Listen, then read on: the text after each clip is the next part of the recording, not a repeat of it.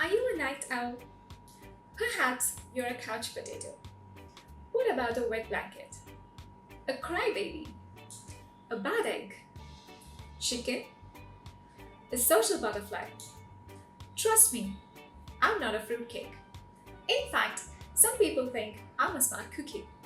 But if you're confused, it's because I used idioms in my intro. In this video, I'm going to talk about some idiomatic expressions used to describe people. But wait, what are idioms? Idioms are phrases or expressions which are not used in their literal sense. Now you're probably wondering, what is a literal sense or a literal meaning? Ever heard this expression, I'm just pulling your leg? When you say this, you don't mean you're actually holding somebody's leg and pulling it. You use this expression in the sense that you're making fun of somebody. So this expression, pulling your leg, has two meanings. The literal meaning is what the words actually mean, which is holding their leg and pulling it. Whereas the second meaning is making fun of somebody. Such expressions are called idioms. Every language has idiomatic expressions. Your native language also has idiomatic expressions. Native speakers of English love to use idioms in general conversations and even in professional settings. Okay, now that you know what idioms are, let's look at some which you can use to describe people.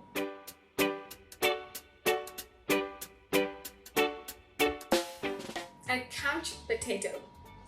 A person who has no interest in being physically active and usually spends a lot of time watching television is a couch potato.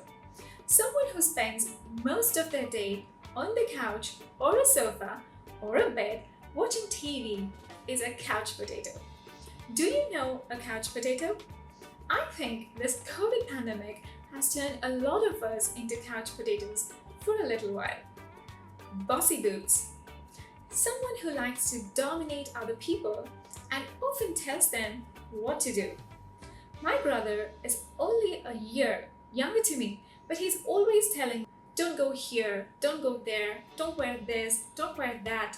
He is a bossy boots. Here's an example sentence. She is a bit of a bossy boots and always wants to get things perfect. The next word is party pooper. To refer to someone as a party pooper means that they spoil other people's fun or make an event less enjoyable than it could have been by refusing to join in on the enjoyment. Let's say a bunch of you go to the beach and you all want to get into the water to go swimming in the sea, but there's this one friend who says, it's not safe. We all need to head back because it's getting late. So you would call him a party pooper even though he's right.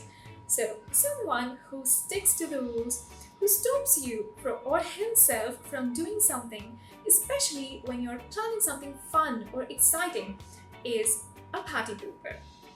Other words you can use are spoil sport or a wet blanket. They also mean the same thing. Example.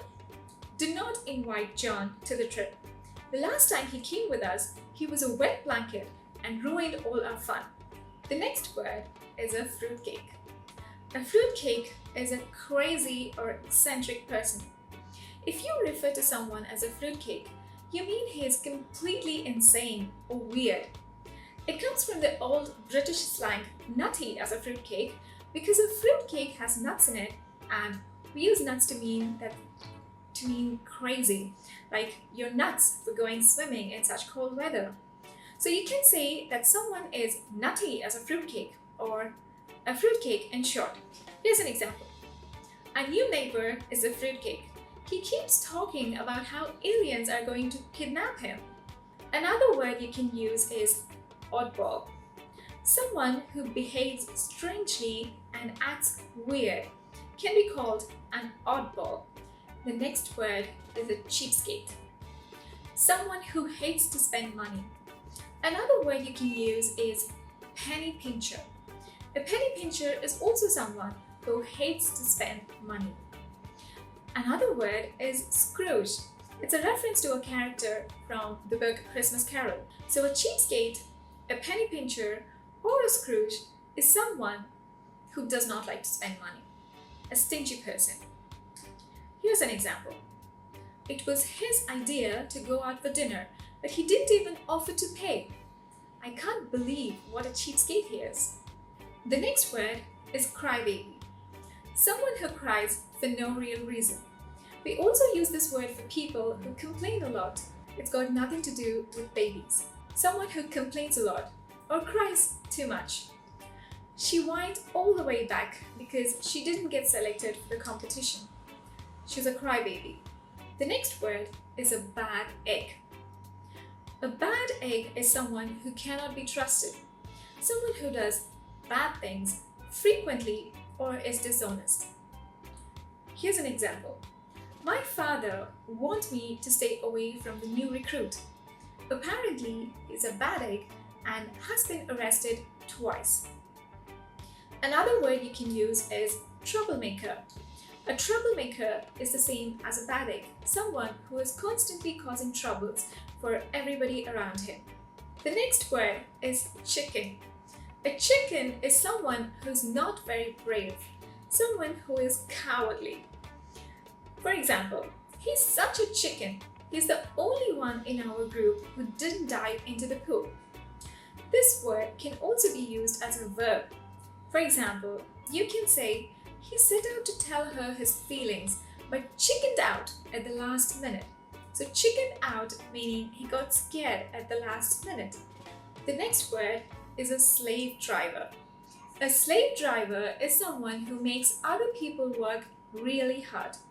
You can use this word to describe perfectionist managers or team leaders, people who are in charge and are oftentimes merciless with their employees. If you have seen the movie The Devil Wears Prada, Meryl Streep as Miranda Priestley was a perfect example of a slave driver. Here's an example. My new boss is a slave driver. Ever since he took over, I haven't slept a wink. The next word is black sheep.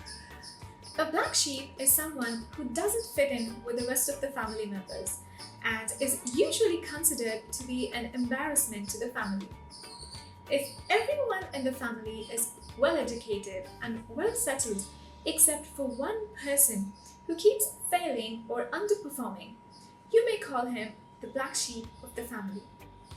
Take for example, Sirius Black from the Harry Potter series. He was born in a family which believed in pure blood supremacy.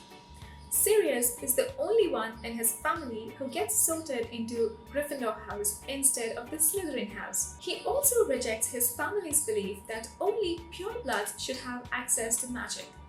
So his family considers him a black sheep, and by the time he's 16, his mother literally blasts him off their family tree. The next word is pain in the neck.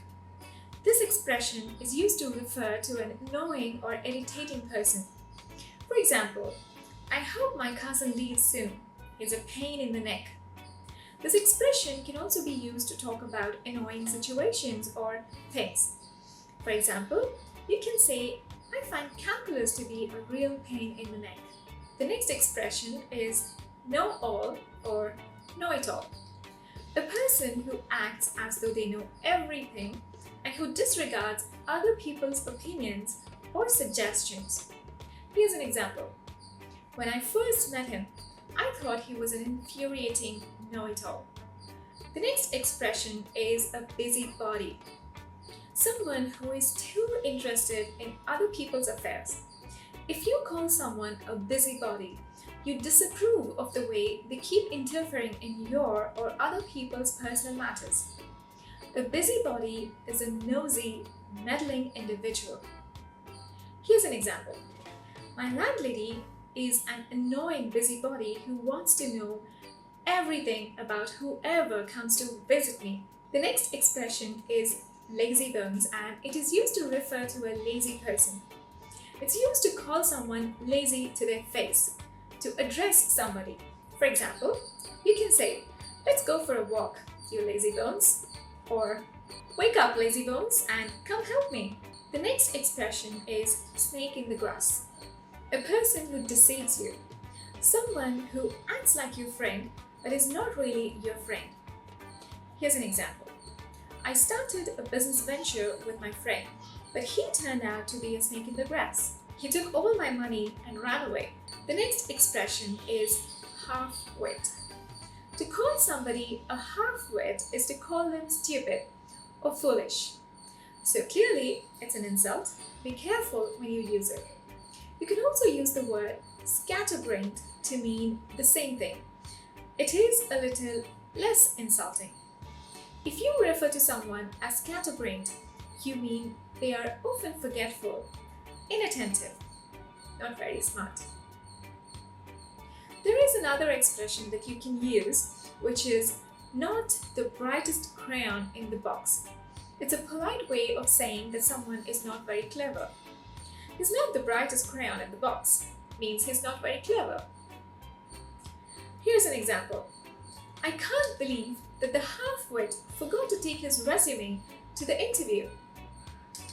Another word you can use in place of a half-wit is an airhead. Apparently, there are so many words in English for a foolish person. The next expression is a fair-weather friend. Someone who is your friend when it's easy to be your friend is a fair-weather friend. Someone who abandons you in your time of need or when you're facing difficulties. A fair-weather friend is not a friend in need. Here's an example. When he lost his inheritance, he realized that most of his friends were in fact fair-weather friends. The next expression is an armchair critic. Imagine someone sitting in a chair and passing remarks about how you could do a certain job better while you are actually doing the job. An armchair critic does exactly that. An armchair critic is also someone who doesn't have any first-hand experience or practical experience but criticizes on the basis of theoretical knowledge. We hear some common people, someone who is not in politics, talk about how the politicians should do their job. We also hear audience talk about how a cricket player should play a match. They are being armchair critics. Here's an example. My aunt hasn't finished college, but she is being an armchair critic about which classes I should take in my PG. The next word or expression is a gold digger. A gold digger is someone who has a relationship with someone not for love but to get their money.